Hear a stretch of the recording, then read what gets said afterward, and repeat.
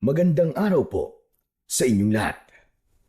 Ang kwentong mapapakinggan nyo ngayong araw ay tungkol sa batang si Luigi na palaging tinutukso sa kanilang baryo dahil sa kwento na siya ay anak ng isang tikbalang. Hanggang sa dumating sa buhay niya si Narciso na naging tagapagtanggol niya mula sa mga nanunukso sa kanya. Sa pag-atake ng isang aswang sa bahay ni na Luigi, ay doon na ipinagtapat ng kanyang lola Luisa ang katotohanan. Ibinigay nito kay Luigi ang kinintuang buhok ng tikbalang na nagbigay sa kanya ng proteksyon. Ngunit hanggang saan kayang protektahan ng ginintuang buhok ng tikbalang ang batang si Luigi? Kaya rin ba siya nitong proteksyonan mula sa mga taong may hindi magandang intensyon sa kanya?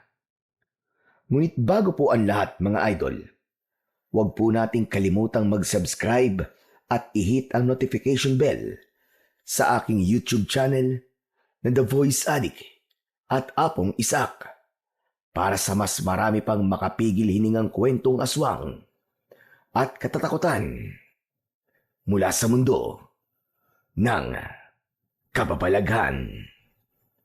Umpisahan na po natin ang kwento. Mag-isang naglalaro sa loob ng kubo ang 11 taong gulang na bata na si Luigi. Nilalaro niya ang lumang laruang truck at robot na napulot niya sa basurahan nung isang araw. Mas masaya sana kung sa labas siya naglalaro kasama ang ibang mga bata, pero pinagbawalan na muna siya ng kanyang lola Luisa na makipaglaro sa mga bata sa baryo nila dahil madalas ay umuuwi siyang umiiyak dahil sa panunukso ng mga yon sa kanya. Maya-maya pa ay narinig ni Luigi ang pagtawag ni Lola Luisa sa kanya mula sa likod ng bahay. Huminto muna siya sa paglalaro at pinuntahan niya ang lola niya na abala sa paglalaba sa tabi ng balon. Bakit po, Lola? Kumuha ka na nga muna ng pera roon sa bulsa ng palda ko na nakasabit sa likod ng pinto. Bumili ka ng 1 kilong bigas doon sa tindahan. Tapos magsaing ka na rin dahil tanghali na pala. Sige po, Lola. Ay, sandali. Oo nga pala. Baka sa lubong mo na naman sina Owen sa labas ha. Tapos tuksuhin ka na naman. Ikaw na lamang ang umiwas. Lawakan mo na lamang ang pag-unawa mo sa mga batang hindi natuturuan ng magagandang asal ng kanilang mga magulang. Sige na. Kahit naman po anong iwas ko kina Owen, sila pa rin po ang lumalapit sa akin. Kaya wala pong silbi ang pag-iwas ko sa kanila. Basta, iwasan mo na lang sila, apo. Lahat ng sasabihin nila ay ipasok mo sa kaliwang tenga mo, tapos labas sa kanan. Sige na, bumili ka na ng bigas, apo. Kumilos na si Luigi. Kumuha siya ng pera at naglakad papunta sa malapit na tindahan. Nagpasalamat siya dahil hindi niya nakita si Owen at ang mga kaibigan nito na paborito siyang tuksuin. Naglalakad na siya pauwi nang sandali siyang napahinto dahil nakita niya si Owen na makakasalubong niya. Agad nang umisi si Owen nang makita si Luigi. Kinabahan si Luigi sa ngising yun ni Owen. Ramdam niya na tutuksuhin na naman siya nito.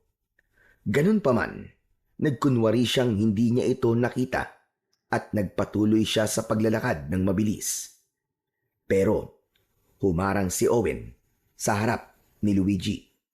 Iiwasan niya sana ito, pero kahit saan siya humakbang ay patuloy na humaharang si Owen. Sandali lang! Bakit parang nagmamadali kayo ata, Luigi, ha? Kailangan ko na kasing umuwi kasi magsasaing pa ako. Hindi mo ba nakikitang may dala akong bigas? Aba, ang dami mo yatang biniling bigas. Bakit? Kasama niyo ba sa bahay niyo yung tatay mo tikbalang? Isinama niyo na ba siya sa pagkain niyo? Baka naman, pwede kong makita ang tatay mo. Kasi hindi pa ako nakakakita ng totoong tikbalang eh. Hindi na lang nagsalita si Luigi dahil naalala niya ang bilin ni Lola Luisa. Lalagpasan na sana niya si Owen pero mahigpit nitong hinila ang kanyang braso. Nabitiwan ni Luigi ang bigas at nalaglag yun sa lupa. Nasira ang kinalalagyan na plastik ng bigas at kumalat yun sa lupa. Lagot! Ang bigas namin! Uy, hindi ko kasalanan yan ha. Ikaw ang nakabitiw sa bigas niyo. Kung di mo sana hinila ang braso ko, hindi ko yan mabibitiwan. Talagang sinisi mo pa ako ha. Gusto mo ba lagyan kita ng black eye? Makaalis na nga dito. Baka magsumbong ka pa sa tatay mo tikbalang eh. Diyan ka na. Nagmamadaling umalis si Owen habang si Luigi naman ay yumukod at pilit na inilagay ang natapon na bigas sa sirang plastik. Lagot, yari ako kay Lola nito. Paniguradong pagagalitan niya ako. Si Owen talaga oh. Wala na siyang ginawang maganda. Kahit may kasamang lupa, ay dinala pa rin ni Luigi ang bigas sa kanilang bahay. Dumiretso siya sa likod kung saan naroon pa rin si Lola Luisa at naglalaba. Nanlaki ang mga mata ng matandang babae nang makita si Luigi. Naghugas ng mga kamay si Lola Luisa, saka lumapit sa batang si Luigi. Anong nangyari sa bigas natin? Lola, si Owen po kasi. Tinukso na naman po niya ako tapos nung aalis na po ako, ay hinila niya po ako sa braso kaya yun po. Nabitiwan ko po itong bigas. Sorry po Lola, hindi ko po sinasadya. Wala ka dapat na ihingi ng tawad sa akin. Ang Owen na yon ang may kasalanan. Ang mabuti pa siguro ay magpunta na ako sa bahay nila para maisumbong ko siya sa nanay niya.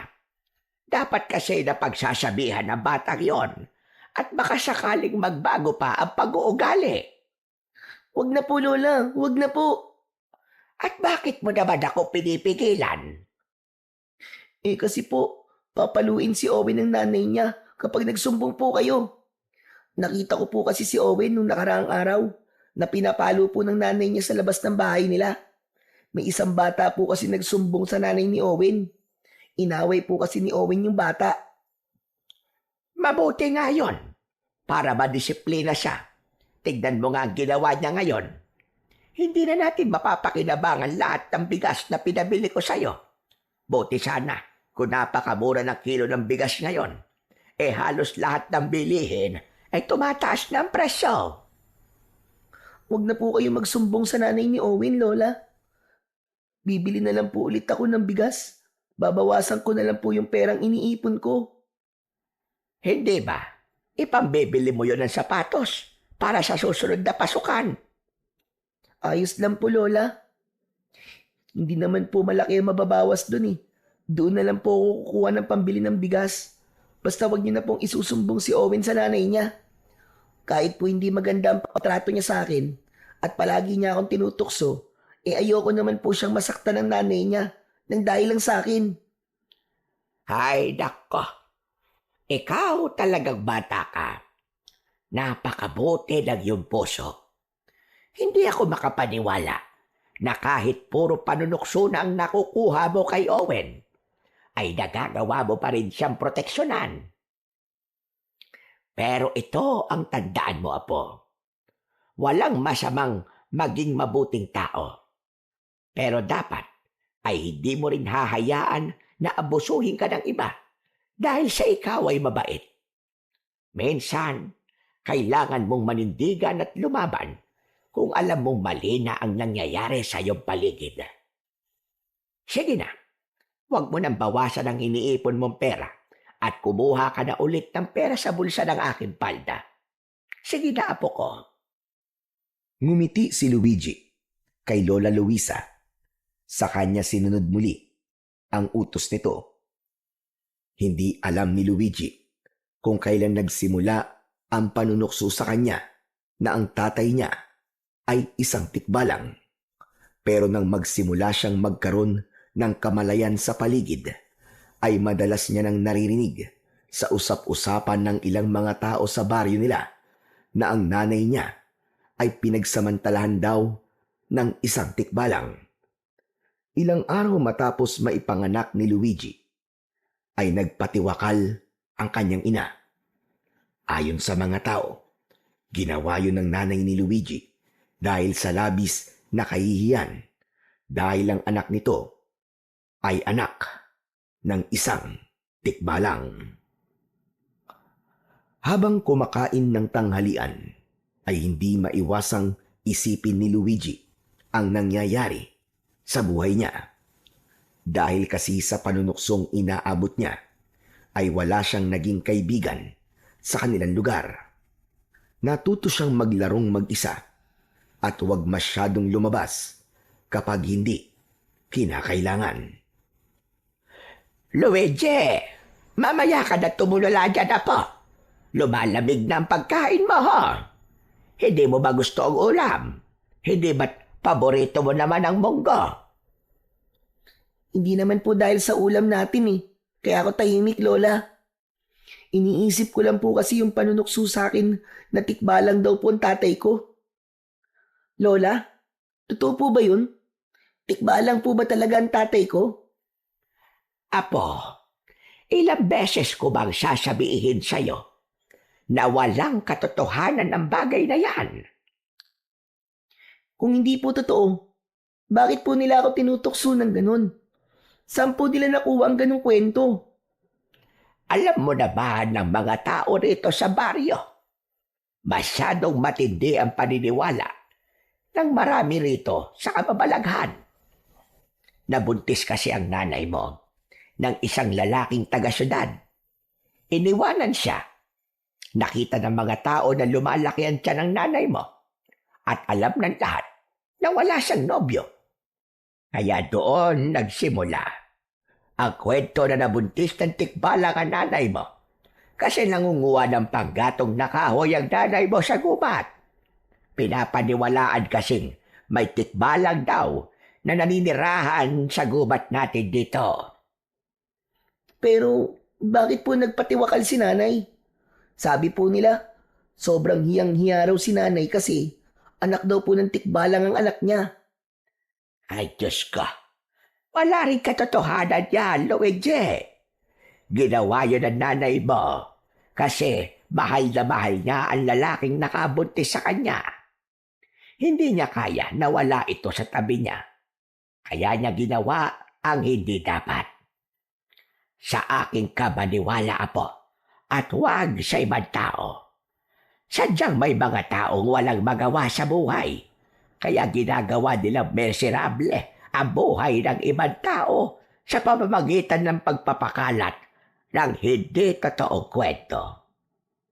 Kaya mo bang mangako sa akin na simula ngayon ay hindi ka na maniniwala na anak ka ng tikbalang? Opo, nangangako po ako, Lola. Alam ko po na hindi kayo magsisinungaling sa akin kasi apo niyo po ako. At hindi ko kayang magsinungaling sa iyo dahil mahal na mahal kita, Apo. Nakatignan mo nga, may ganyan ba kagwapong anak ng tikbalang? Lola naman eh, binubola niyo naman po ako eh. Aba, nagsasabi ako ng totoo. Hindi kita binobola.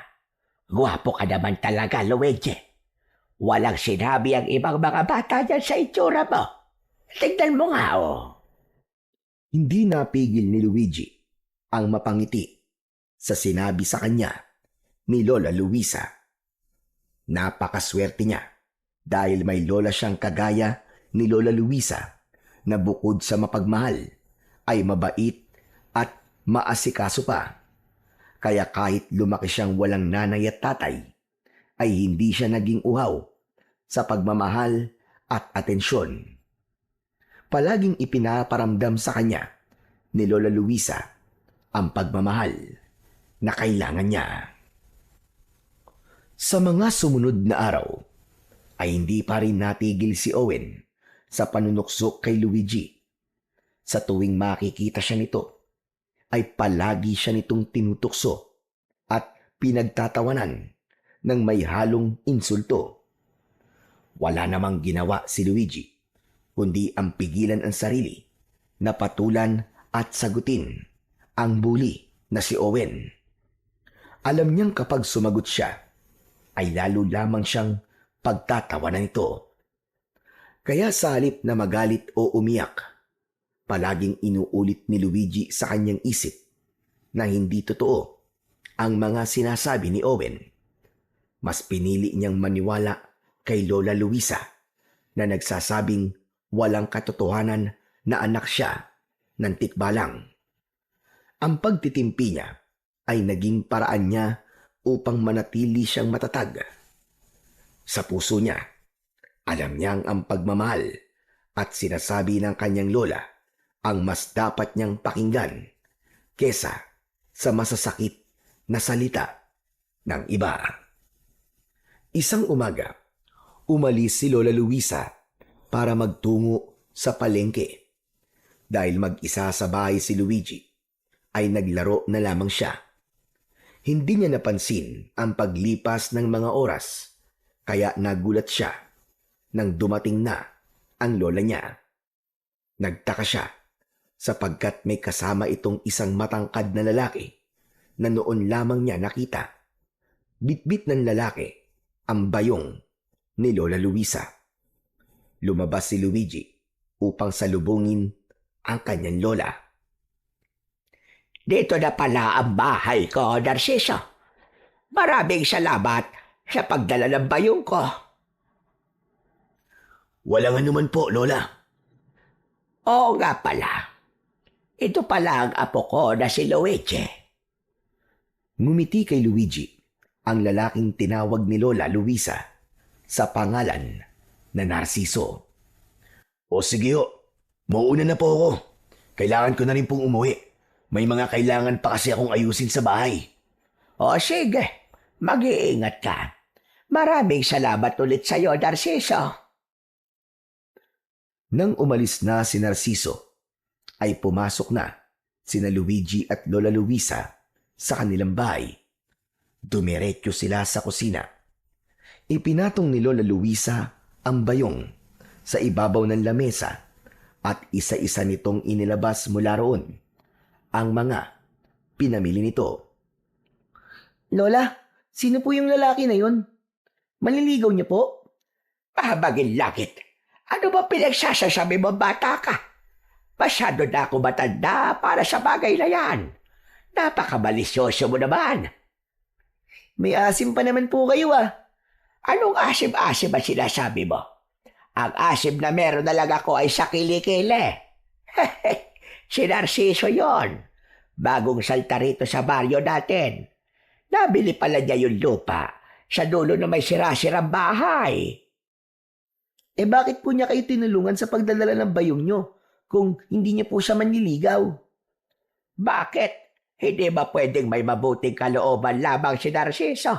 Kaya niya ako tinulungan. Nakita niya kasi ako na hirap sa pagdadala ng aking bayong. Kaya tinulungan niya ako. Tapos habang naglalakad ay nagkwekwentuhan na rin kami. Kaya nalaman ko na agad salta lamang siya rito sa atin. Ganun po ba? Akala ko po kasi manliligaw niyo na po siya. Ikaw nga bata ka huwag ka masyadong malisyoso. Nagbibiro lang po, Lola. O siya, tama na yan. Tulungan mo na lang ako sa paghihiwa ng mga gulay. Magluluto ako ngayon ng chapsoy.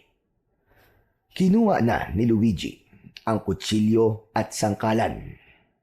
Maya-maya ay magkatulong na sila ni Lola Luisa sa paghihiwa ng mga gulay at agad na nawala sa isip niya si Narciso.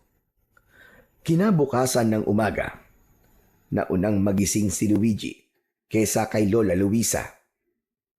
Nagtaka siya sapagkat Palaging ang matanda ang nauunang magising. Nakita niyang nakabaluktot sa pagkakahiga si Lola Luisa habang balot ng kumot. Hinawakan ni Luigi ang noo at leeg ng kanyang lola. Hala Lola, napakainit niyo po. Ang taas po ng lagnat niyo. Sinasabi ko na nga ba at lalagnatin ako. Naulanan kasi ako kahapon tapos hindi ako nakaligo. Sandali at babangon na ako para makapaghanda ng almusal. Lola, wag na po. Ako na lang pong kikilos habang di pa po kayo magaling. Baka po mas lalong lumala ang lagnat niyo kapag nagkikikilos po kayo eh. O siya, sige apo. Bumili ka na lamang ng pandesal doon sa panaderya. Tapos dumaan ka kay Simang at manghingi ka doon ng dahon ng lagundi. Mabisa ang halamang gamot na yon para bumaba ang lagnat ko. Pasensya ka na sa akin na po. Agad na sinunod ni Luigi ang sinabi ni Lola Luisa. Kumuha siya ng perang pambili ng pandesal. Inuna niya ang pagbili ng tinapay bago siya nagtungo sa bahay ni Simang. Nanghingi siya rito ng dahon ng lagundi at pinayagan naman siya ng babae. Nang may sapat ng dahon ng lagundi si Luigi, ay agad siyang naglakad pauwi sa kanilang bahay. Habang naglalakad, ay narinig ni Luigi ang panunukso ni Owen na nasa likuran niya pala. Luigi, anak ng tikbalang! Tumakbo ka nga ng mabilis. Sige na, ipakita mo sa akin ang pagkakaroon mo ng dugong tikbalang. Hindi pinansin ni Luigi si Owen. Mas binilisan niya ang paglalakad. Ngunit bigla siyang tinapik ni Owen sa likod. Kaya hindi niya na napigilang huminto at harapin ito. Pwede ba wag ngayon, Owen? May lagnat si Lola Luisi. Kaya kailangan ko madala sa kanyang mga gamot na to. Aba, bakit parang ang tapang mo yata ngayon ha? Huwag mo sabihin, napapalagan mo na ako. Hindi naman sa ganun, Owen. Kailangan ko lang talaga madala tong dahon ng lagundi kay Lola. Pasensya na kung nasigawan kita. Bakit kasi hindi mo nalang sabihin sa tatay mong tikbalang na pagalingin ang lola mo? Wala ba siyang kapangyarihan para magpagaling ng sakit? Hindi tikbalang ang tatay ko, Owen.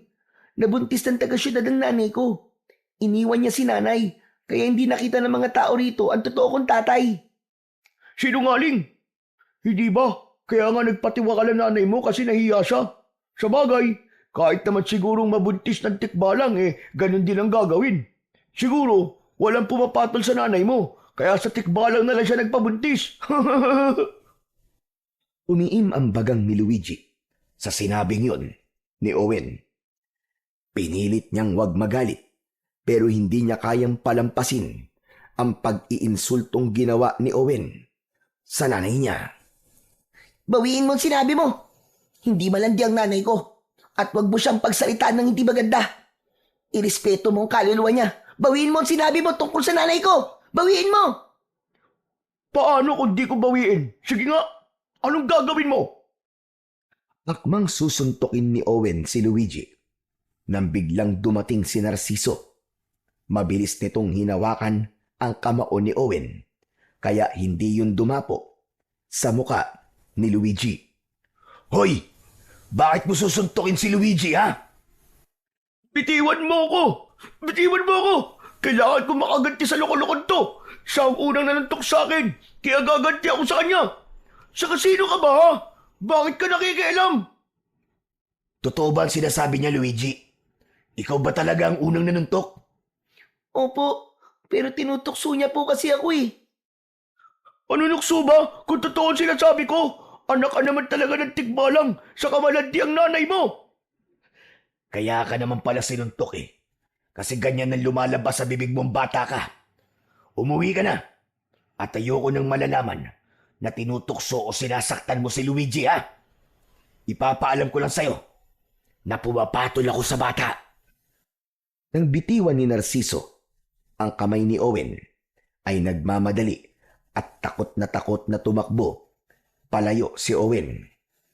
Pinulot ni Narciso ang supot ng pandesal at inabot yon kay Luigi. Maraming salamat po, Kuya Narciso ah. Kung di po kayo dumating, ay uuwi po ako na may pasa sa muka. Ano ba kasi talaga ang nangyari? Tinukso po niya ako, natikbalang po ang tatay ko. Sinabi rin po niyang walang may gusto sa nanay ko kaya pumatol po sa tikbalang. Palagi na lang po kasi akong tinutukso ni Owen, kaya hindi na po ako nakapagpigil kanina. Nasuntok ko po siya bigla. Tama lang ang ginawa mo.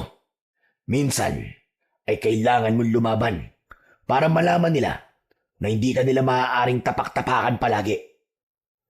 Oo nga pala, ano ba yung dahon na dala mo? Dahon po to ng lagundi. Nilalagnat po kasi si Lola Luisa eh. Ganun ba? Ang mabuti pa ihahatid na kita sa bahay nyo at baka inaabangan ka ng Owen na yon. Pumayag si Luigi sa sinabing yun ni Narciso. Habang naglalakad sila, ay muling nagtanong si Narciso. Curious lang ako, Luigi. Totoo ba yung tinutukso sa'yo? Na anak ka raw ng tikbalang? Naku, hindi po. Gawa-gawang kwento lang po yun ng mga tao rito sa amin. Saka kung anak po ko ng tikbalang, hindi po sana ako mukhang tao, di ba? Sa bagay, may punto naman ang sinabi mo. Kumusta na pala si Lola Luisa? Mataas po ang lagnat niya eh. Naulanan po kasi siya kahapon. Maya-maya pa ay nakarating na sina Luigi sa bahay. Aalis na sana si Narciso pero agad itong pinigilan ni Luigi. Kuya, huwag po muna kayong umalis. Saluhan niyo po kami ni Lola sa almusal para po makabawi po ako sa pagliligtas niyo sa akin kanina. Aba, hindi ko tatanggihan yan. Mabuti at makakalibre ako ng almusal. Pasok po kayo rito sa loob. Maupo na muna kayo sa kusina at tatawagin ko lang po si Lola Luisa. Pumasok na si Narciso at nagtungo sa kusina. Pinuntahan naman ni Luigi si Lola Luisa sa maliit nilang silid. Inalalayan niya ito sa pagtayo. Bahagyang nagulat si Lola Luisa nang makita si Narciso. Magandang umaga po, Lola. May sakit daw po kayo, sabi ni Luigi. Aba, meron nga. Tumatanda na talaga ako. Madali na akong kapitan ng sakit. Lola, dito po mag-aalmusal si Kuya Narciso. Iniligtas po niya kasi ako kanina kay Owen. Ano ka ba? Paano iniligtas? Inaway ka na naman ba ng Owen na yon? Nakita ko po kasi nasusuntukin ng Owen si Luigi. Kaya lumapit po kagad ako para pigilan si Owen. Tapos sininda ko na rin po si Owen para hindi niya naawain at tuksoin si Luigi. Lola, sorry po. Kasi hindi ko po sinunod yung bilin niyo. Nasuntok ko po kasi si Owen kasi grabe na po ang panunukso niya eh. Sinabi po niyang malandi si nanay. Kaya hindi ko na po napigilan ang sarili kong lumaban. Naiintindihan ko ang ginawa mo, Apo. Pero hindi ibig sabihin na sinabi ko sa'yo na minsan ay kailangan mong lumaban ay karahasan na ang pipiliin mong paraan sa paglaban. Pero hayaan mo na. Nangyari na, kaya wala na tayong magagawa. Ang mabuti pa ay mag-almusal na tayo. Salamat pala sa pagliligtas sa apo ko, Narciso. Walang anuman po, Lola Luisa. Bago kumain, ay nagpaapoy muna si Luigi sa kalan. Isinalang niya roon ang kalderong may tubig at dahon ng lagundi para pagkatapos mag-almusal ay makakainom na kagad ng gamot si Lola Luisa. Maya-maya pa ay magkakasama ng nag-almusal ang tatlo. Oo nga pala, Narciso. Bakit mo pala napiling manirahan dito? Masyado na po kasi magulo ang buhay sa Maynila. Kaya naghanap po ako ng lugar na malayo sa kabiasnan. At dito ako napunta. Paanong magulo ang sinasabi mo? Mahirap pong ipaliwanag eh. Mahaba pong kwento. Paano ang trabaho mo sa Maynila? Paniguradong may trabaho ka roon. May maliit po akong negosyo roon. pero pinahawa ko po muna sa kapatid ko. Kaya kahit po nasa malayo ko, ay tiwala po ko na hindi babagsak ang negosyo ko. Mukhang maayos pala ang buhay mo. Nakakatuwa naman na pinili mong manirahan sa ganitong klase ng lugar. Maganda naman po rito sa baryo nyo, Lole. Tahimik pa. Hindi gaya sa syudad na napakaingay. Sa tingin ko nga po, dito na ako maninirahan talaga eh.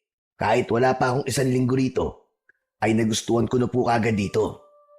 Tapos, eto nga po, nagkaroon po kagad ako ng kakilala. Kayo po, saka si Luigi. Maraming salamat po sa inyo. Ay nako, kami ang dapat na magpasalamat sa iyo. Kasi parehas mo na kaming tinulungan ng apo ko. Basta kapag naiinip ka at kailangan mo ng kausap, ay magtungo ka lang rito sa aming bahay. Bukas ang pinto namin para sa iyo, Narciso.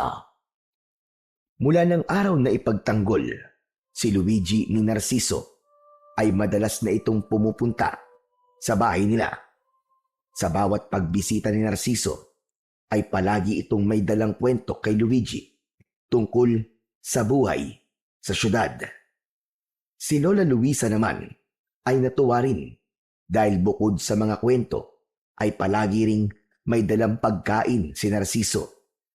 Minsan ay prutas, kung minsan ay tinapay, at kung minsan ay ulam na ito mismo ang nagluto. Dahil sa kabutihang ipinakita ni Narciso, ay mabilis silang naging malapit dito. Sa maikling panahon, ay naging parang bahagi na ito ng kanilang pamilya. Isang umaga, nagtungo si Narciso sa bahay ni na Luigi. Wala si Lola Luisa ng mga panahon yon dahil nasa palengke ito. 2 araw lamang ang lumipas ay gumaling na kagad si Lola Luisa sa sakit nitong lagnat. Napahinto sa paglalaro si Luigi upang harapin si Narciso. Kuya, ang aga mo naman. Wala si Lola eh, nasa palengke siya. Bumibili siya ng sangkap para sa ibibenta niyang biko mamaya. Ah, ganun ba? Naiinip kasi ako sa bahay eh. May alam ka bang pasyalan dito? Ayoko kasing mamasyal ng mag-isa at baka kung saan ako mapunta. Alam mo na, baka maligaw ako rito. May malinis na batis sa loob ng gubat, kuya. Pero hindi kasi ako pinapapunta ron ni Lola kasi meron daw tikbalang dun eh. Batis? Alam mo, nakakahiyamang sabihin pero sa edad kong to, ay hindi pa ako nakakakita ng batis eh. Gusto kong makita ang batis sa sinasabi mo. Pero baka mapagalitan ako ni Lola Luisa kapag nagpunta ako ron eh. Hindi naman natin sasabihin sa kanya eh. Mabilis lang tayo, promise. Gusto ko lang talagang makita yung batis sa sinasabi mo. Baka magpakita sa atin yung tikbalang sa gubat, kuya. Kasama mo naman ako eh. Wala kang dapat ikatakot. Ano? Tara na. Gusto ko lang malaman ang daan papunta ron. Para sa susunod, kahit ako na lang ang mag-isang pupunta. Sige na nga. Sandali lang at sasarado ko lang po ang bahay namin, kuya. Isinarado muna ni Luigi ang bahay nila. Saka sila naglakad ni Narciso papunta sa gubat. Habang naglalakad, ay hindi naiwasan ni Luigi ang kabahan. Noon pa man kasi ay mahigpit ng bilin ni Lola Luisa na huwag siyang magtutungo sa gubat dahil may nakita roong tikbalang. Ayon sa mga kwento, maraming tao na ang iniligaw ng tikbalang sa gubat. May iba na halos 1 araw na nawala bago nakabalik. Nang nasa loob na ng gubat si na Luigi, ay mas lalo siyang kinabahan. Nanlamig ang kanyang katawan. Pakiramdam niya ay may pares ng mata na nakasunod ng tingin sa kanila ni Narciso. Bakit namumutla ka na, Luigi? Ayos ka lang ba? Natatakot po kasi ako, kuya. Baka biglang magpakita sa atin yung tikbalang. Tapos iligaw tayo rito. Huwag kang matakot, kasama mo naman ako eh. Saka hindi ba, ang sabi nila, kapag iniligaw ka raw ng tikbalang, ay baligtarin mo lang ang suot mong damit. Kapag iniligaw tayo ng tikbalang, edi ganun ang gagawin natin. Hindi naman po sigurado kung totoo yun. Pero Kuya Narciso, hindi ba galing ka sa Maynila? Naniniwala ka ba sa tikbalang? Oo naman. Bakit? Ang akala mo ba lahat ng nakatira sa Maynila ay hindi naniniwala sa mga nilalang kagaya ng tikbalang? Okay, sige. Sa'yo ko lang sasabihin to ha. Kaya huwag mong sasabihin kahit kanino. Kahit kay Lola Luisa. Alam mo, Luigi, may third eye kasi ako eh. Ha? Third eye? Nakakakita ka ng multo, Kuya? Hindi lang multo, pati mga elemento. Doon nga sa bahay ng kapatid ko sa Maynila, may nakatirang diwending puti. Minsan kapag mag-isa ako, kinakausap ko siya. Wow! Ang astig niyo pala, Kuya. Hindi ko alam na may ganyan pala kayong kakayahan. Kaya nga huwag kang matakot ngayon, kasi kasama mo ako.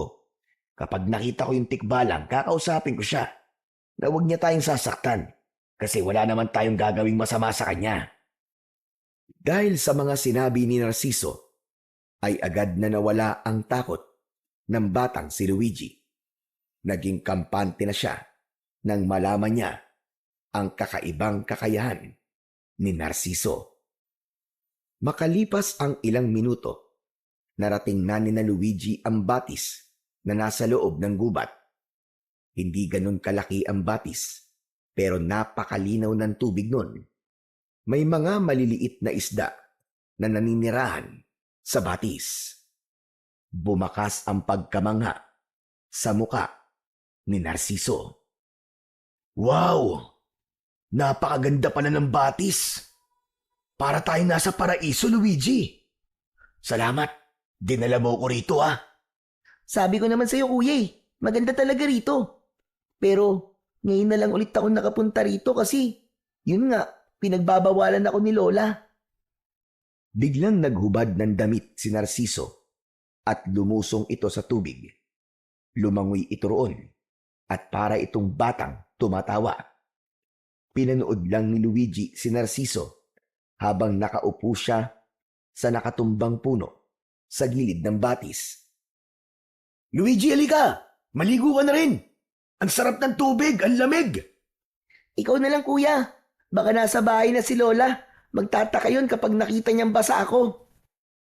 Nagpatuloy si Narciso sa paglangoy sa batis.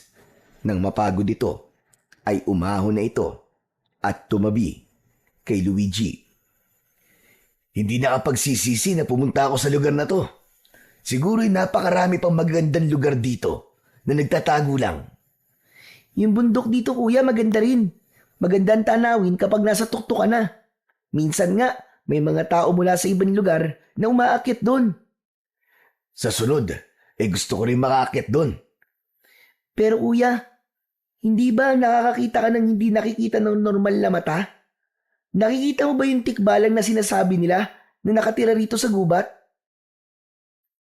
Hindi ko naman siya nakikita. Hindi ko rin siya nararamdaman. Baka kasi hindi totoo na may tikbalang dito. Ewan ko, Kuya. Bata pa lang kasi ako'y naririnig ko ng kwentong yon na may nakatira daw pong tikbalang dito. O baka naman nasa ibang parte siya ng gubat kaya hindi mo siya nakikita at nararamdaman. Siguro nga. Pero dito sa paligid natin, wala siya rito. Teka, may tatanong pala ako sa iyo, Luigi. Tutal, nasa tikbalang na ang usapan natin. Ano po yun, Kuya? Paano nga kung totoong anak ka ng tikbalang? Anong mararamdaman mo? Ano? Hindi naman talaga ako anak ng tikbalang, Kuya Paano nga lang, di ba? Kumbagay, kunwari lang. Ewan ko. Hindi ko alam kung paano ko sasagutin ang tanong mo, Kuya. Pero hindi talaga tikbalang ang tatay ko. Ang sabi ni Lola ay taong tatay ko. Bakit mo naman naitanong yan, Kuya? Wala lang. Parang ang astig kasi kung tikbalang ang tatay mo eh. Malay mo, may kakaiba ka rin kakayahan gaya ng sa isang tikbalang. O kaya, meron siyang iniwan na bagay na magagamit mo balang araw, di ba? Biglang natahimik ang batang si Luigi. Sa sinabing yun ni Narciso, ay bigla siyang napaisip na ano nga kaya ang mangyayari kung totoong anak siya ng isang tikbalang. Hindi nagtagal ay inaya na si Luigi ni Narciso na umuwi. Pagkarating niya sa kanilang bahay, ay patuloy pa ring nag-iisip si Luigi tungkol sa pinag-usapan nila ni Narciso sa gubat. Kinagabihan, mahimbing nang natutulog si Luigi sa tabi ni Lola Luisa. Halos maghahating gabi na nang biglang nagising si Luigi sa dahilang hindi niya alam. Hinilabutan siya nang may naamoy siyang kakaiba sa paligid. Kaamoy yun ng nabubulok na karne. Napapitlag si Luigi nang may narinig siyang tila kumalmot na matutulis na daliri sa bintana na nasa kanyang tabi. Sa kabila ng takot ay namayani ang kuryosidad sa kanya kung ano ang dahilan ng kanyang narinig. Tahimik na lumapit si Luigi sa bintana. Sumilip siya sa maliit na siwang sa bintana at nagulat siya nang makita niya ang isang mapulang mata na nakasilip din mula sa labas. Lola! Lola, gumising po kayo, Lola! Ano ba't nang-iistorbo ka ng natutulog, Luigi? Lola, may tao po sa labas. Ano ka ba? May tao. Opo, nakasilip po siya sa bintana natin. Ang pula po ng mata niya. Abay, baka adik yon. Sandali at kukunin ko lang ang itak ko. Humanda sa akin ang adik na yan. Tatagpasan ko sa landila. Bumangon si Lola Luisa at nagtungo sa kusina. Nakasunod naman dito si Luigi dahil takot siyang mag-isa sa kanilang kwarto. Bumalik sila sa kwarto na may dala ng itak si Lola Luisa. Sigurado ka ba sa nakita mo, ha, Luigi? Opo, sigurado po ako. Pero ano pong gagawin niyo, Lola Luisa? Baka may masamang balak sa atin yung kung sino mang nasa labas. Kailangan niyang malaman na hindi tayo papayag na makakapasok siya rito. Pero baka mas mabuting dito na lang po tayo sa loob, Lola. Hindi naman tayo lalabas. Sisindakin ko lang siya. Inalis ni Lola Luisa ang kandado ng bintana at mabilis nito yung binuksan. Sino nandyan? Kung may binabalak ang hindi maganda, ay huwag mo nang ituloy. Dahil hindi ka sasantuin ng itak ko. Lalaslasin ko, lalamunan mo lintik ka. Walang sumagot sa pagsigaw na yon ni Lola Luisa.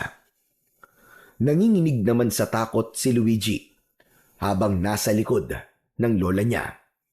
Mabigat pa rin ang kanyang pakiramdam. Dumungaw si Lola Luisa sa bintana, saka ito tumingin sa labas. Maya-maya pa ay humarap si Lola Luisa kay Luigi. Wala na bang tao sa labas, Apo? Siguro ay umalis na siya dahil sa takot. Hala, sige. Bumalik na tayo sa pagtulog at inaantok pa ako. Sigurado po ba kayo, Lola? Oo nga. Kaya huwag ka nang matakot. Halika na. Matulog na tayo ulit. Laking gulat ni Luigi nang mula sa labas ng bintana ay nakita niya ang isang nakakatakot na nilalang. Sigurado siya na yun ang nagmamay-ari ng pulang mata na nakita niya kanina. Para yung isang halimaw na nakatakas sa impyerno. Meron yung matutulis na mga ngipin at mahabang dila. Bago pa mabigyan ni Luigi ng babala, si Lola Luisa ay nagawa ng kalmutin ng nilalang sa likod ng kanyang lola. Hanggang sa natumba si Lola Luisa. Kahit natatakot ay kumilos pa rin si Luigi. Isasarado na sana niya ang bintana, ngunit mabilis na nakatalon ng aswang papasok sa kanilang bahay. Agad namang iniharang ni Lola Luisa ang sarili nito sa nakakatakot na nilalang habang nakaamba ang itak. Pinotektahan ni Lola Luisa si Luigi na nasa likod nito. Huwag kang lalapit. Hindi ako magdadalawang isip na patayin ka. Lumayas ka rito, aswang ka. Hindi ako natatakot sa'yo. Nang sandaling yon, ay isang bagay lang ang naisip gawin ni Luigi. At yun ay ang humingi ng tulong sa mga kapitbahay nila. Paulit-ulit siyang sumigaw ng malakas habang humihingi ng saklolo. Tila naramdaman ng nilalang na papunta na ang mga tao sa bahay ni na Luigi, kaya mabilis siyang tumakas mula sa nakabukas na bintana. Kaya nang dumating ang mga tao, ay wala na ang nakakatakot na nilalang. Agad namang niyakap ni Luigi si Lola Luisa. Hindi niya na napigilan ang pag-iyak dahil sa natamong sugat ng kanyang lola. Isang manggagamot ang ipinatawag ni Lola Luisa para gamutin ang sugat nito sa likod. Matapos na magamot ang matandang babae, ay naaawang nilapitan ito ni Luigi. Kumusta na po ang pakiramdam niyo, Lola? Makirot pa rin ang sugat ko sa likod, Apo. Pero nalagyan naman na ni Julio ng gamot. Kaya siguradong ilang araw lang ay gagaling na rin ito. Sana nga po ay gumaling na po agad ang sugat niyo, Lola. Nag-aalala po kasi ako sa inyo eh. Ayos na ako, Apo. Ang mahalaga ay buhay tayong dalawa at hindi tayo nasaktan ng aswang na yon. Salamat sa Panginoon at hindi niya tayo pinabayaan. Aswang po ba talaga yung umatake sa atin kagabi? Oo, Apo. Aswang yon. Doon kasi sa lugar kung saan ako ipinanganak ay maraming aswang. Ilang beses na ako nakakita ng ganon, kaya alam ko ang kanilang itsura. Pero Lola, paano po kung balikan po tayo ng aswang? Di lalaban tayo. Hindi ako papayag na may mangyaring masama sa ating dalawa, lalong-lalo na sa iyo, Apo, Luigi. Saka nandyan naman ang mga kapitbahay natin na handang tulungan tayo. Hindi ba't nang marinig nila ang sigaw mo, ay nagpunta kagad sila rito? Sa gitna ng pag-uusap ni na Luigi at Lola Luisa, ay dumating ang nag-aalalang si Narciso. Umupo ito sa tabi ni Lola Luisa at hinawakan ang kamay ng matanda. Lola, totoo po ba ang kwentong nakarating sa akin? Inatake raw kayo ng isang aswang kagabi at nasugatan kayo? Napakabilis talagang kumalat ng balita sa lugar na ito. Oo, totoo yon. Inatake nga kami ng aswang at nagawa pa niyang makapasok dito sa aming bahay. Kumusta po kayo? Ikaw, Luigi, nasugatan ka rin ba? Ayos lang po ako, kuya. Hindi po ako nasaktan ng aswang. Pero si Lola po, nakalmot siya ng aswang sa likod. Mabuti na nga lang po at hindi malalim ang sugat niya. Mas makakabuti siguro kung magpunta tayo sa ospital, Lola. Dapat matignan ng doktor ang sugat nyo. Hindi na kailangan, Narciso. Nagamot na ako ni Julio. Okay na yon. Kilala yung magaling na manggagamot dito. Isa pa, mas malaki ang gastos kapag sa ospital pa ako nagpagamot. Sigurado po ba kayo, Lola? Sigurado ako. Salamat sa pag-aalala mo, Narciso. Ano po bang nangyari? Bakit po kayo inatake ng aswang? Nagising kasi itong si Luigi tapos sumilip siya sa bintana. May nakita daw siyang kulay pulang mata. Kaya inakala ko na adik. Sisindakin ko sana gamit ang itak kaya binuksan ko ang bintana. Hayon, doon na kami inatake ng aswang pagtalikod ko. Ibig po palang sabihin meron pong aswang dito sa baryo nyo. Sa totoo lang ay hindi ko rin alam, Narciso. Napakatagal ko nang naninirahan sa baryong ito. Pero ngayon lang ako nakakita ng aswang dito. Kaya simula ngayon ay mag-iingat na tayong lahat dahil hindi natin alam kung kailan muling aatake ang aswang na yon o kung sino ang sunod niyang bibiktimahin. Tahimik lang na nakikinig si Luigi sa pag-uusap ni na Lola Luisa at Narciso. Ngunit ang takot sa kanyang dibdib ay mas lalong tumitindi. Pakiramdam niya ay hindi pa yon ang huling beses na makakaengkwentro nila ang aswang na umatake sa kanilang bahay noong nakaraang gabi. Pagsapit ng gabi ay muling nakaramdam ng takot si Luigi. Pagkatapos nilang maghapunan ay naglagay ng asin si Lola Luisa sa gilid ng pinto at bintana. Lola, takot po ba sa asin ang aswang?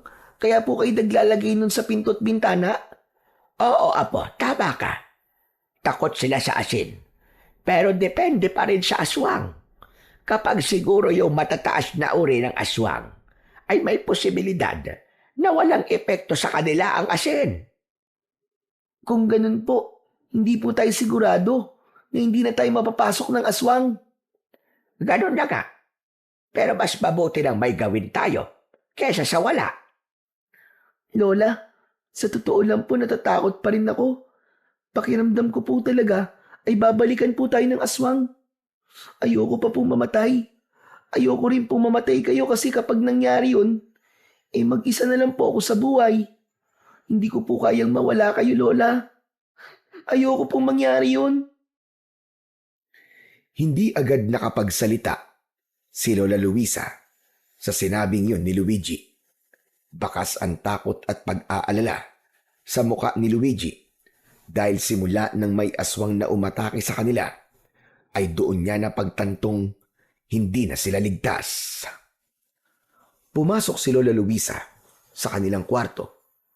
Makalipas ang ilang sandali ay binalikan nito si Luigi.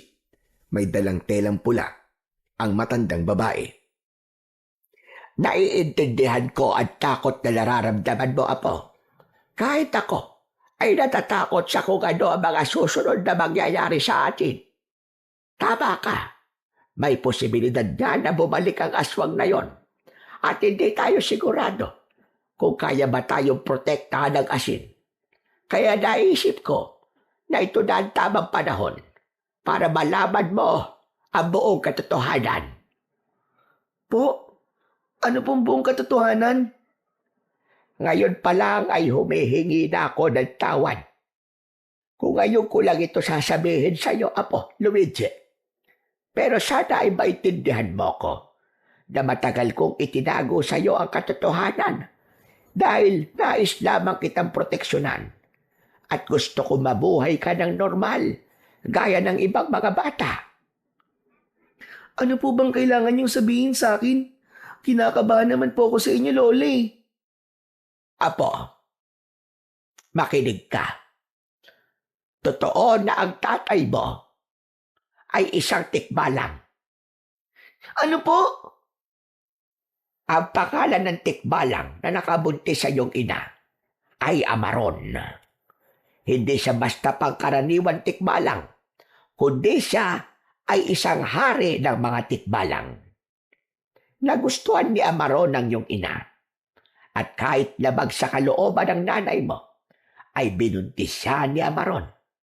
Totoo rin na kaya nagpatiwakal ang nanay mo ay dahil sa kahihiyan. Hindi niya nakinaya ang mga naririnig niya mula sa mga tao. Kaya mas pinili niyang wakasan ang sarili niyang buhay. Hindi na malaya ni Luigi ang pagtulo ng kanyang mga luwa. Hindi niya akalain na ang mga panunuksong natatanggap niya ay isa palang katotohanan. Bakit ngayon niyo lang po sinabi sa akin yan? Gaya ng aking sinabi kanina, gusto kong lumaki ka ng normal. Ayokong isipin mo na iba ka sa mga batang nandito sa ating baryo. Pero dahil sa nangyaring pag-atake ng aswang sa atin, ay napagtanto kong wala na akong magagawa, kundi ang sabihin sa iyo ang totoo. Binuksan ni Lola Luisa ang pulang tela. Sa loob nun ay maraming hibla ng buhok na kulay ginto. Sa tansya ni Luigi ay 3 dangkal ang haba ng mga buhok. Ang buhok na ito ay ang ginintuang buhok ng iyong amang tikbalang. Siya mismo ang nagbigay sa akin ito, Apo, matapos mamatay ng iyong ina. Ang sabi sa akin ng iyong tatay ay ibigay ko to sa iyo sa takdang panahon. Kailangan mo itong itali sa kahit na anong parte ng iyong katawan dahil ang ginintuang buhok na ito ang magbibigay sa iyo ng proteksyon laban sa mga aswang. Alam ni Amaron na magiging mainit ka sa mata ng mga aswang dahil ikaw ay kalahating tao at kalahating tikbalang. Alam ng mga aswang na kapag lumaki ka, ay kusang lalabas ang mga kakaiba mong kakayahan at magiging malaking banta ka sa mga aswang. Ang ibig niyo po ba sabihin, yung aswang po na umatake sa akin, ay ako talaga ang pakay niya? Gusto niya po niya akong patayin? Tama ka.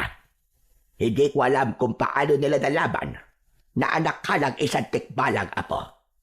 Pero sigurado ko na kumikilos na ang mga aswang para patayin ka bago ka pa tumuntong sa edad kung saan lalabas na ang mga kakayahan na meron ka dahil sa tatay mong hari ng mga tikbalang.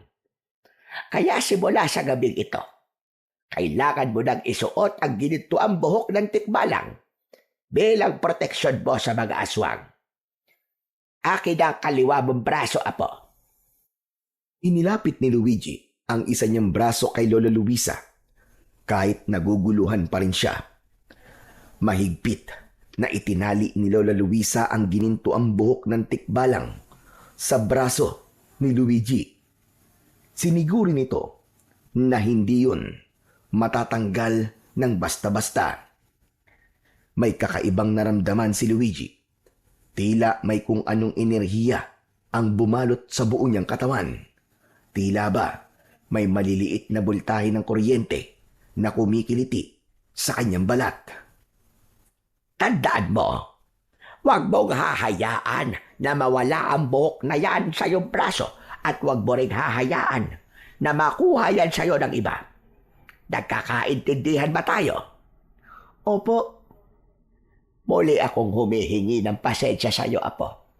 Patawad ko ngayon ko lang sinabi sa iyo ang katotohanan. Ang akala ko kasi ay hindi darating ang ganitong pangyayari sa buhay natin. Hindi naman po ako galit sa inyo, Lola. Nagulat lang po ako pero naiintindihan ko po kayo. Masyado po kayong maraming nagawang mabuti sa akin, Lola, para magalit po ako sa inyo. Maraming salamat, Luigi. Napakabait mo talagang bata, apo. Mahigpit na niyakap ni Lola Luisa ang batang si Luigi.